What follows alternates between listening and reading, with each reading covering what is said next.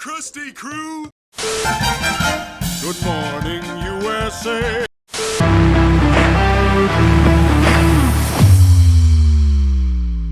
Good morning, sports fans. Cam, it's getting cold in Syracuse, New York. And when it's getting cold, there's one thing that helps me.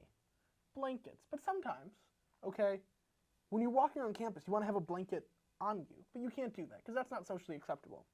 But you can have hoodies and sweaters. So I got to ask you, are you a hoodie or a sweatshirt guy?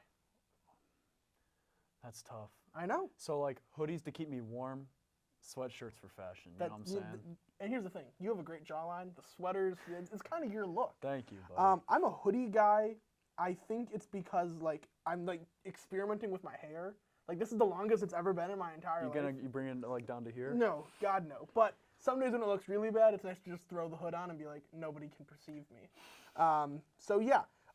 You know who wishes they couldn't be perceived? Who? Philadelphia Phillies fans right now. Because they suffered a truly heartbreaking loss. Yes. And it was honestly just the Diamondback pitchers were better than the Phillies. Now, I know you're not even a big baseball fan, but you were pulling for the Phillies. So yes, how are you feeling right and now? I watched most of the games. It was just a tough loss. Like the Phillies looked like they pulled off to like a good lead at the beginning against they were up 3-2 against the Diamondbacks. Yeah. And at the end of the day, it came down to honestly them closing out the games with Craig Kimbrell 2 or 3 games in a row. Yeah, Ginkel, Kimbrell, they just put together great closing. And when you have no, a good... I'm talking about Kimbrell from the Phillies. Oh, yes. Kimbrell was pretty bad. Ginkel, on the other hand, was very impressive. Ginkel was fantastic. When you have a good bullpen, there's not much you can do. And that's what the Diamondbacks, like baseball, it's like you have one good inning and that could mean the game. Yep, absolutely. They had good innings and then had really good pitchers to make sure that the Phillies did not have good innings. So Absolutely. It was a tough loss for the Phillies. I don't think they're in too much trouble, but because they got such a great roster. And there's definitely some moves they can make during the offseason. Now, there's one thing we can celebrate. The Astros are done, The baby. Astros are done. The Texas Rangers won, and boy, oh boy, am I happy with that. Yep. So the World Series, that'll have started a day before this airs. So we got the first game one on Friday, then Saturday when this goes, Saturday at 10 a.m. So that Saturday night, there's going to be game 2 of the World Series. Texas Rangers, Arizona Diamondbacks. Cam, who's your pick? I'm going to go Rangers in 6. Absolutely. I'm going Rangers in 5, actually. The Rangers are by far a better team than the Diamondbacks, but I just think the Diamondbacks are such a gritty team. They're going to fight, and they're going to stay in. They're not going to get swept, I don't think. Okay, Adolis Garcia has been a hitting machine. Yes, ever since he was like what's it called? Really disrespected by the Astros. Yeah. He really just showed him up, and he put the heat on him. So let me ask you, how many runs do you think he'll score in this World Series? Home runs or runs? Just runs. Go 7. That's literally exactly my number. That's perfect. All right, now, Cam, we talked a lot about the Phillies. You had a chance to talk about some Philadelphia Eagles, Go Birds Go, with Roman Doyle and a very special guest who we're super lucky to have on the show. You want to go check that out? Yeah, let's check it out. All right. Thanks, Gabe, and welcome to this Philly special. I got Roman and Bull here, and we're here to talk about the Eagles' great win over the Dolphins this weekend. What do you guys think? Man, I'd like to see a game where the refs finally get it right. Yeah. I never think the Eagles commit any penalties, so it was good to see that they finally agreed with me on that. But regardless, this is the best win they've had all season. Yeah, I agree with that. This is the best win. We look dominant. We look sure. We take away a few of the turnovers that we had with like Jalen. I think we cleaned that up. We should be good. And defense was really dominant, except that one pass we let Tyreek go over. But I think we were really good. We missed the safety.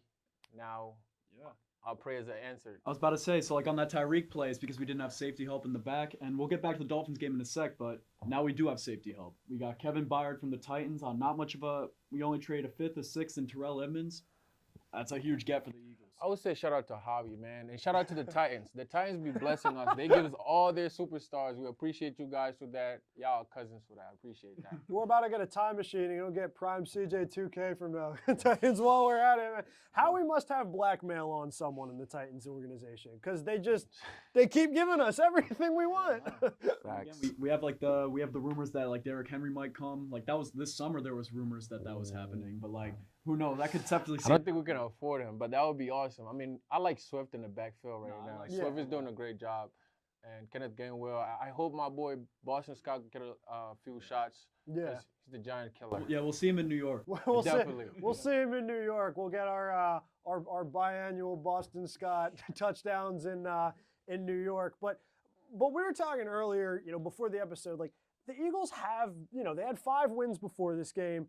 All these wins felt like games that they really should have had a better grip on than they did. This was the first game where in the fourth quarter, it felt like, okay, the Eagles are taking over and they're not letting it slip. That was the big takeaway from me. It does feel like that Jets loss, like while it did suck, was something they kind of needed because they were playing a bunch of games. Like we took the Commanders to OT, we took the Rams like within like a touchdown or two, and like the Rams game was close most of the time. We're just a more talented team than those. Yeah. So when we lost the Jets, I feel like it was a good wake-up call. Like we can't keep playing down to our opponents. Let's take the field and let's win some games. That's what we did against the Dolphins. Yeah, I feel also the Jets loss was like we still had a shot that last drive that hurt through an interception. Yeah.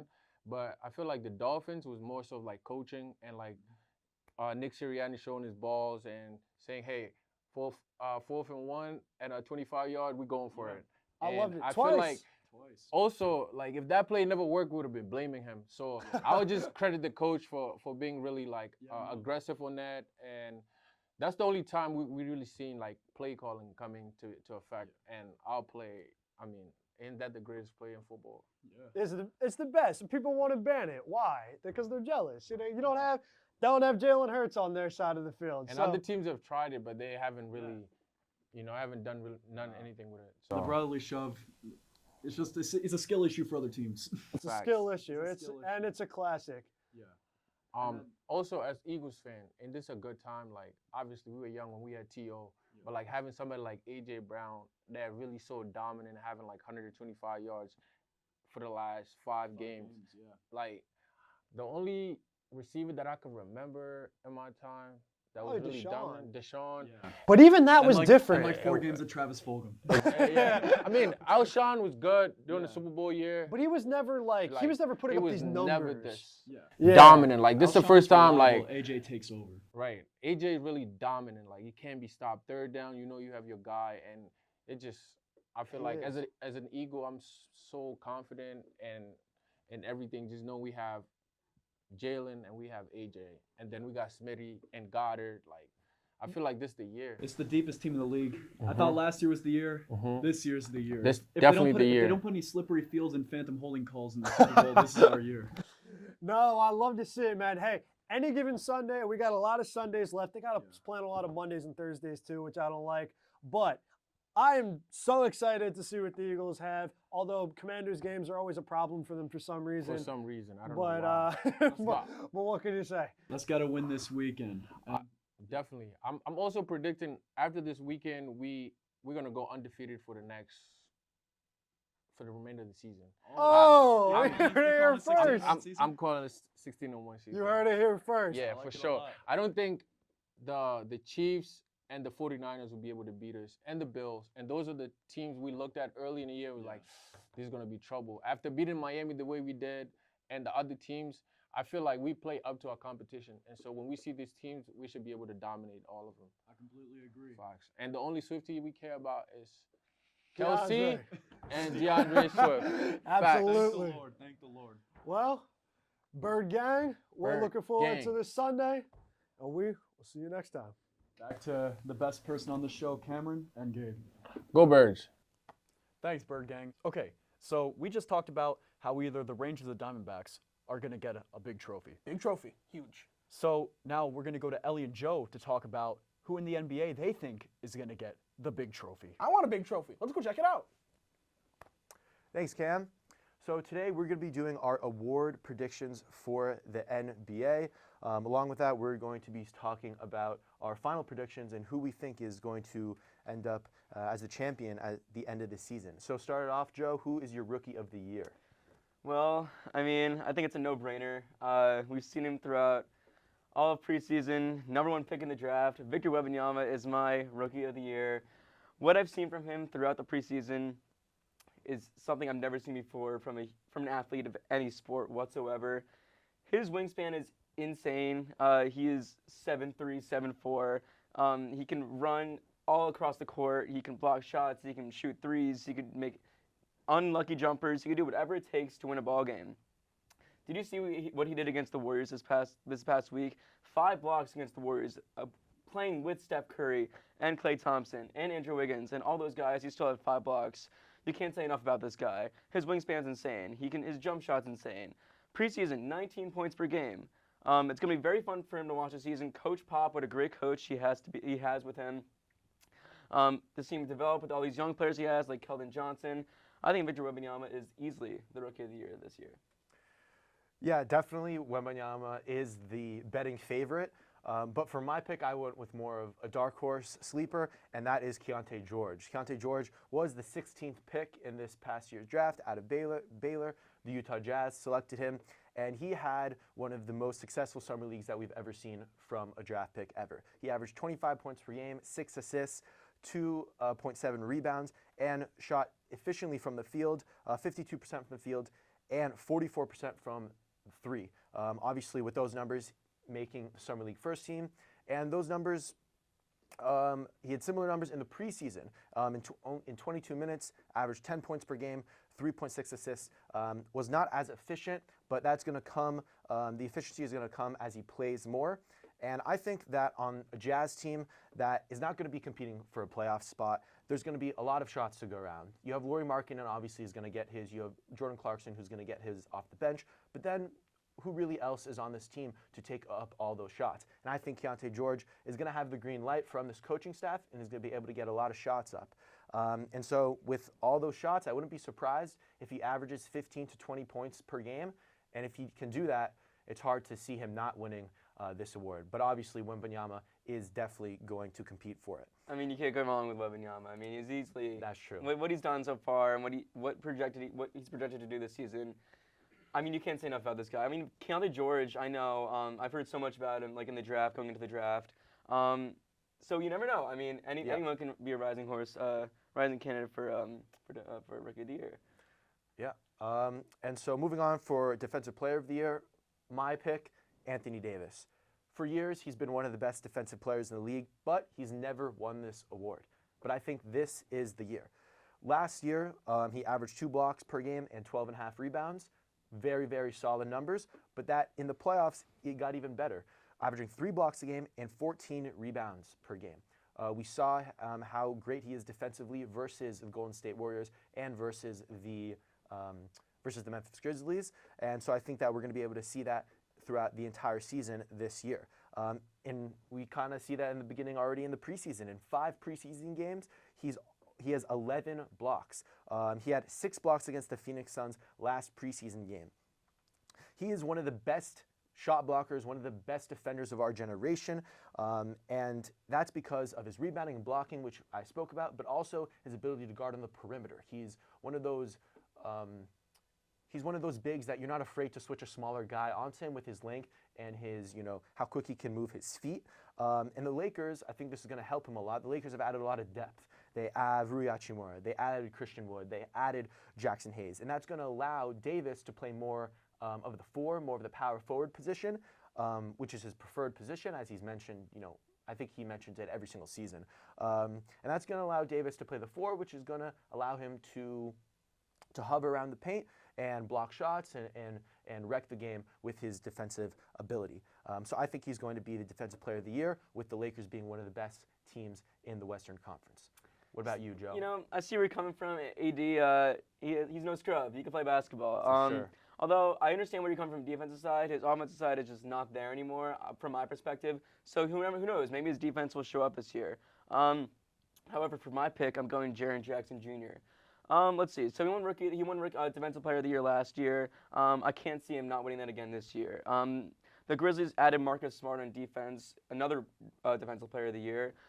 So with John Morant out for, I think, 25 games to start the season, I could see Jaren Jackson and Marcus Smart being a powerhouse of defense throughout the West. I think the Grizzlies will. You can't go around these 2 players. Jaren Jackson, he can play any position in the paint. He do great jobs there. Marcus Smart, I mean, you can say nothing wrong about him as well.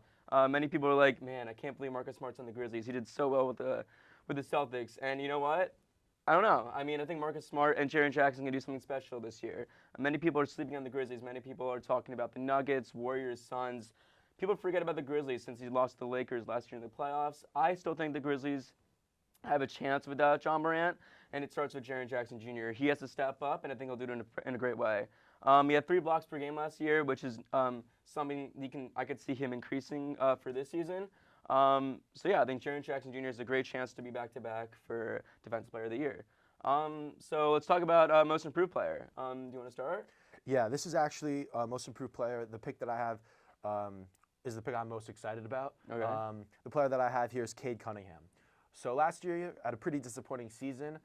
He did only play 12 games, which is, hate to see a player get injured. But in those 12 games, he averaged 26 and 6. Those are the those are the numbers of an all-star. And so back this season, he'll be back fully healthy, and this is going to be his 3rd year. And 3rd-year players is where you often see a huge jump. In the past few years, we've seen John Morant, Tyrese Halliburton, Darius Garland, all point guards who in their 3rd year made that jump, becoming all-stars for the first time in their career. And I think that we are going to see that in Cade Cunningham, and we kind of already have seen the beginning of that this past summer. Cunningham was part of the USA men's select team that practiced against the FIBA World Cup roster. And in those scrimmages, the select team, led by Cunningham, they won both games, and Cunningham played the Luka Doncic role. And now, reading that, it's very obvious to me that they're very similar players. Cade is a 6'6" point guard, similar to Luka, a phenomenal playmaker, and a 3-level scorer. But what he has an advantage over Luka is his athleticism and his ability to be a great defender. I'm not saying Cade's going to be better than Luka. Luka is one of the best players in the league.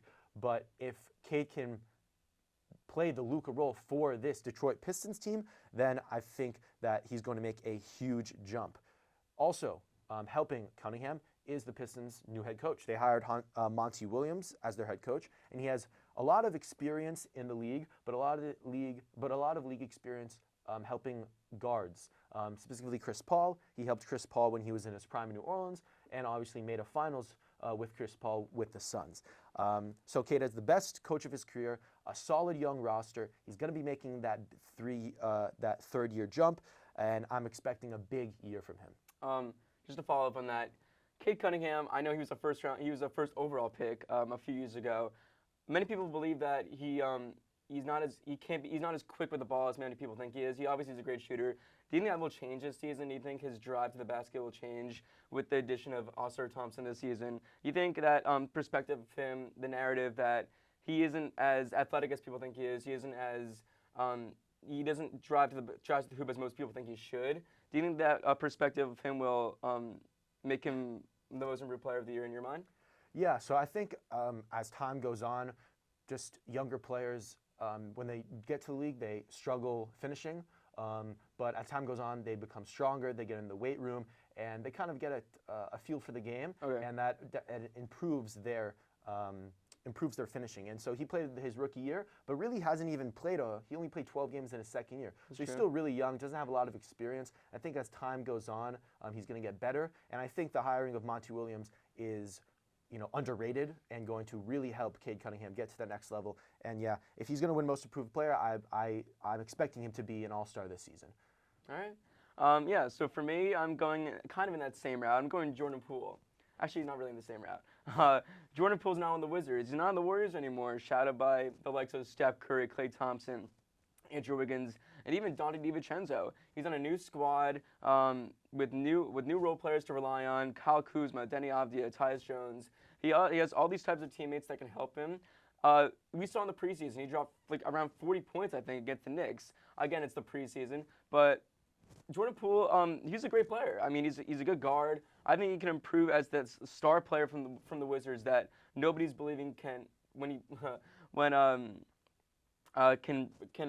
get over that hype of just a minor role player. I think he can grow to the level of that star player that many people wish he can be. So now we move on to the 6th man of the year. Me as a Knicks fan, I should have worn my jersey today. I don't know why I haven't. I think Emmanuel Quickley is my 6th man of the year. I think he has a great chance to win it this year. He even had a great chance to win it last year, but Malcolm Brogdon did take that away from him. I think Immanuel quickly has the ability to be a role player off the bench. He could shoot the basketball really well behind the three-point line. He has much help with three-point shooting with the likes of Quentin Grimes, Evan Fournier, and other players like that. He's very quick with the ball, which I love from Immanuel quickly. That's what I've seen throughout the playoffs last year, throughout the regular season. I think that will continue on this season. And that was basically the main problem down the stretch for the Knicks was shooting. We saw against the Heat that much of their shooting levels went down. And I think quickly throughout the offseason, he's worked on it. I think that will improve for the Knicks. And yeah, he will work well with our rotation with shooters with Dante DiVincenzo, the new acquisition the Knicks required, Quentin Grimes.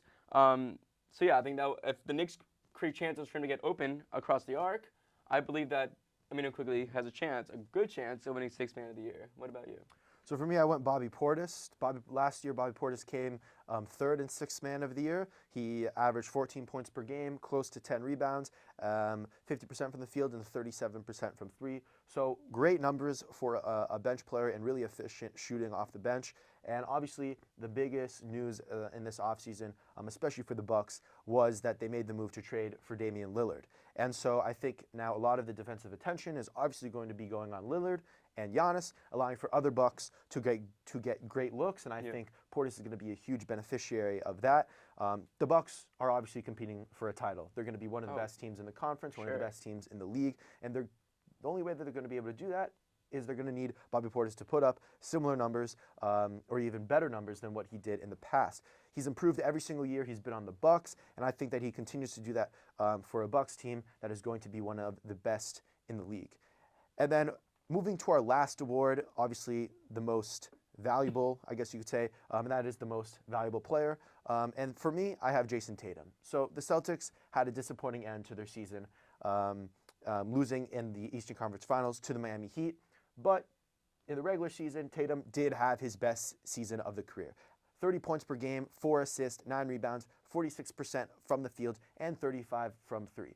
Obviously, averaging 30 points a game is incredibly impressive, but doing it efficiently is even better. They're going to be one of the best teams in the league, and Tatum should be averaging 30-plus points per game again. And most importantly, playing in most of the games. The past 5 MVPs have all played more than 63 games, and Tatum is not someone who misses games usually. He's played in 93% of Boston's game during his 6-game career. So I think that, and now with the new rules about awards, players having to play a certain amount of games, this is going to definitely go in Tatum's favor. The addition of Kristaps Porzingis should allow for more spacing, which is going to allow Tatum to attack the rim and get to his spot more often and more efficient scoring. And then I think kind of underrated aspect of Tatum is his defense. They should, defensively, the Celtics be one of the best teams in the league, and he's going to be a big part of that. In the 2021 season, Tatum was statistically one of the best perimeter defenders in the league. In 2022, he had a dip in those numbers, but to win that MVP, he has to get back to being one of the best perimeter defenders in the league, and I think he will do that this season. So, yeah, Tatum, my pick for MVP, going to be all around a fantastic season for him. Yeah. What about you? I couldn't agree more. I think Tatum's one of the best players in the NBA. He has a great chance to win MVP this year. But I'm going in a pretty much a similar route with the way that the year ended for this guy as well. I'm going Giannis Antetokounmpo. He's coming with a full head of steam this season.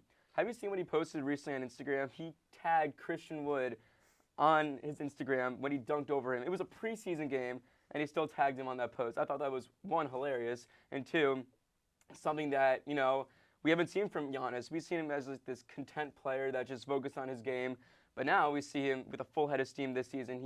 I think he's honestly pissed off this season. I think he's got something to prove. What happened at the end last season.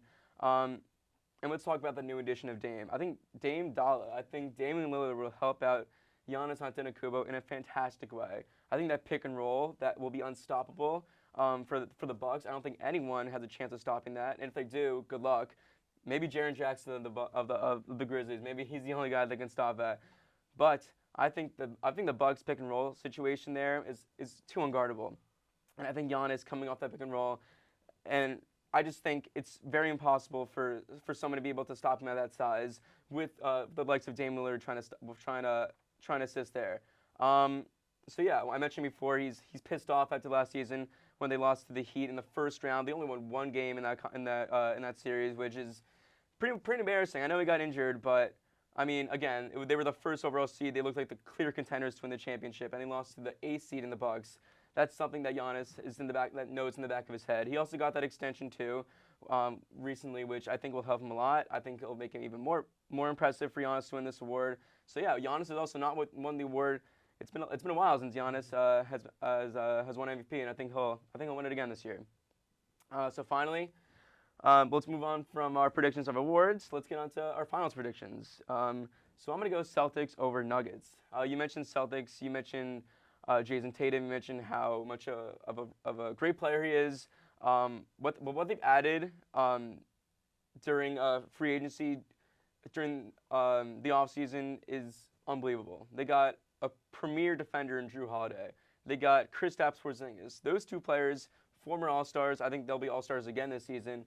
It's something you can't even think about. I mean, it's unbelievable what they've done in free agency. I mean, you can't even sleep in the Celtics because they just done so much this offseason that you have no idea how people can stop them. Yeah, so Drew Holiday, in my mind, is one of the best defenders of all time. He has a great chance of being a Hall of Famer once his career comes to an end. He's still a great shooter that not a lot of people have talked about. When Chris Middleton was injured last season for the Bucks, and when Drew Holiday was still in the Bucks, he led that team to one of the best records in the NBA last season, and he can do the same with Jason Tatum, with Jaylen Brown, who are again both All-Stars, both MVP caliber players. So yeah, I think the Celtics have a great chance, and I also pick the Nuggets because the Nuggets once again are unbelievable. Jokic, former MVP twice, should have won it again, but it was Embiid. They still got other core players back in Murray, Gordon, MPJ, Caldwell Pope. I think those players, once they are back. I think they have a great chance to not only go to the finals, but do something special. But again, I think the Celtics have a great chance of defeating them. I think it could be close though in the series. What about you? For me, I have the Celtics, but I have them losing to the Lakers. You kind of already stole everything I was going to say about the Celtics, but the Celtics, I think they have the best starting five in the league. They're the favorites to win the East. Their only real competition is the Bucks. They're going to have a top 5 offense because they still have Jason Tatum and Jaylen Brown, but now with the addition of Drew Holiday, they're going to also have a top 5 defense. If you have both of those, it's going to be really hard for teams to beat you. And, besides Derek White, who I'm a big fan of, their bench is a little bit, weak. So that is going to be something that they are hoping to improve on as the season goes on. But overall, the roster is just fantastic. And in the West, the Lakers, kind of opposite of the Celtics, they have an extremely deep roster with, in my opinion, I counted 11 guys that can get minutes in the playoffs, which is, a big asset for them. But role players don't win championships, superstars do, and they have the superstars. They have Anthony Davis and they have LeBron James. They have Austin Reeves, who, playing a full season with a solidified role as, the 3rd best player on the team, looking to average 15 to 20 points per game. If they have him, D'Angelo Russell back on a new contract, Anthony Davis and LeBron James healthy and playing superstar basketball, it's hard to beat them. And I've learned in my years watching basketball, it's hard to bet against LeBron James and assume that he's not going to be in the finals and competing for a championship. So I have the Lakers winning the championship, LeBron James winning his 5th, and the Lakers franchise winning their 18th. Yeah, that's true. Overall, I think the season, I'm so excited for this NBA season. I don't know about you, but I can't wait for these new acquisitions that all these teams have gotten. The Bucks, the Celtics, even the Knicks with Dante DiVincenzo. I think all these teams have a great chance. I mean, the East is not wide open besides the Bucks and the Celtics, but I think for 3 to 8, who knows? It could be anyone's game. For the West, yes, and maybe the Nuggets, but again, there's so many teams out there with KD and on the Suns now. I mean, who knows what can happen in the West? So I think there's a good. I'm really excited. I'm very excited for the season. Very excited for the season. I think it's wide open. It's anyone's championship for the taking. Yeah. Thank you. Gabe, I'm really excited for the NBA season. One of my favorite parts is watching how people transition their talents from college to the NBA, so I'm really excited to see the rookies. And speaking of college, we're not going to talk about college basketball just yet. That's in a few weeks. We're going to talk about college football with Eric and Chris. Thanks, Cam. I'm Chris. I'm Eric. And we've got a lot of exciting college football to cover this week. Now let's start off with the first game, UVA UNC. Eric, your thoughts? Well, we're staying right here in the ACC. What people thought might have been the worst Power 5 team, I don't know if I bought into that, they beat UNC. I mean, some people had them in the playoffs. Drake May for the Heisman, and it's all gone. It's all gone. I think the big thing here, though, is just the rushing game of UVA. I mean, over 200 rushing yards and 3 touchdowns on the ground. I mean, I think that was the biggest key to the win. Would you say? Yeah, I mean they didn't do it through the air, but you know who they did stop through the air? Yeah. Is Drake May. Yeah, Drake May, very, very disappointing game. I mean, we had him, a Heisman quarterback, and I think, this was definitely an easy win that could have added to that resume. Would you say it definitely tarnishes it for him? Oh, for sure. I mean, I honestly don't know if he can win it now. I think there's a better quarterback within his conference. So would you still say that would you still see them as a favorite in the ACC? No, I think it's Florida State. I think it was Florida State before this game, and now it's definitely Florida State, and now UNC can just play spoiler, which could be fun for them. And the last question here, I guess you could say, is Mac Brown, their coach, is he in a hot seat? Is this his final year, would you say? I wouldn't say his seat is hot, because I think the only thing that makes him leave his seat is a nice stay at the retirement home. I mean, he's getting up there, he's getting close. I think when he hangs it up coaching wise, that's when he'll be done. Now moving on, we've got USC and Utah. A surprising upset by Utah. We wouldn't expect it. I mean, again. Yeah, I mean, the funny thing is, do you even call it an upset? Because it was a 14 over an 18. I mean, Caleb Williams just had a second straight off game, and Utah finally found an offense with their backup quarterback. They could be a dangerous team going forward. I definitely agree. And I think another question here, though, is it over for Caleb Williams? Some analysts are saying that Caleb Williams should stop playing the rest of the season. I mean, what do you think about that? I don't see that. You got to stay committed to your team. This is a team sport at the end of the day. Team over self. I do think his Heisman campaign is pretty much over. I think many of the personal accolades he was shooting for are probably gone. But NFL teams are still going to watch him, so he still has to put on a show. So what's the ceiling for USC? Third in the Pac-12, I think. I mean, I don't know if they can even make the Pac-12 championship game now, but I guess with only one conference loss, I guess there's still a chance. So to see. And finally, we've got Alabama and Tennessee, a much-needed win for Alabama. They were down 20 at the half, but they managed to come back all the way and win the game. All the way. They came back all the way, and they did it. And Saban is inevitable. I mean, that's just the way it is. Saban finds a way to win ball games. Definitely agree. And I was just really impressed by Jalen Milroe, would you say? Yeah, I think he's finding his stride. I think this is an Alabama team that can be sneaky dangerous. Now, would you say Milroe is the QB to go for the rest of the season? I think any controversy they had is done. I don't think you can bench him now. He's played well. They're winning. If it ain't broke, don't fix it. I like that. And would you say Alabama has any chances of making the SEC championship, or is it going to be LSU and Georgia? What do you think?